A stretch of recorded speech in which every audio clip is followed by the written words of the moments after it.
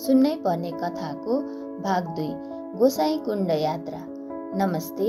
आजको यात्रामा म विजया घिमिरेसँग छु, जो विभिन्न स्थानहरूको अवलोकन गर्दै ज्ञान र अनुभव सङ्कलन गर्न रुचाउनुहुन्छ। हामी अब हाम्रो यात्रा सुरु गर्दैछौँ। हामी बिहान 6 बजे हेलिकप्टर मार्फत गोसाईकुण्ड तालतर्फ प्रस्थान गर्यौं र करिब 18 मिनेटको उडानपछि त्यो पवित्र स्थलमा पुग्यौं। गोसाईकुण्ड ताल नेपालको रसुवा जिल्लामा अवस्थित एक पवित्र हिमाली ताल हो, जुन समुद्री सतहदेखि करिब 4380 मिटर अर्थात् 14370 फिट उचाइमा लाङटाङ राष्ट्रिय निकुञ्जभित्र पर्छ।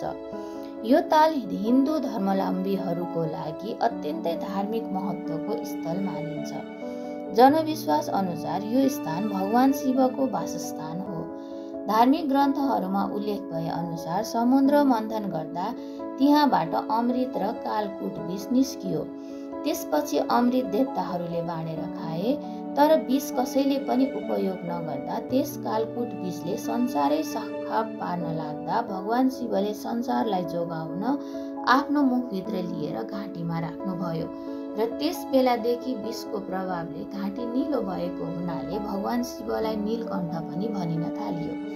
उहाँ विषको प्रभावबाट मुक्त हुन शीतलता प्राप्त गर्न शीतल ठाउँको खोजीमा हिमालय पर्वततिर आफ्नो त्रिशूल फ्याँक्दाखेरि हिमवत खण्डको यस पवित्र भूमिमा उक्त त्रिशूल आई बजारिँदा त्यहाँ एक शीतल जल रहेको कुण्ड उत्पत्ति भयो र विषको प्रभावबाट बस्न त्यस शीतल जलकुण्डमा स्वयं महादेव आई सुतेर उक्त विषको प्रभावबाट मुक्त हुनुभएको किंवदन्ती छ र त्यस कुण्डलाई गोसाईकुण्ड वा गोसाई स्थान भनियो।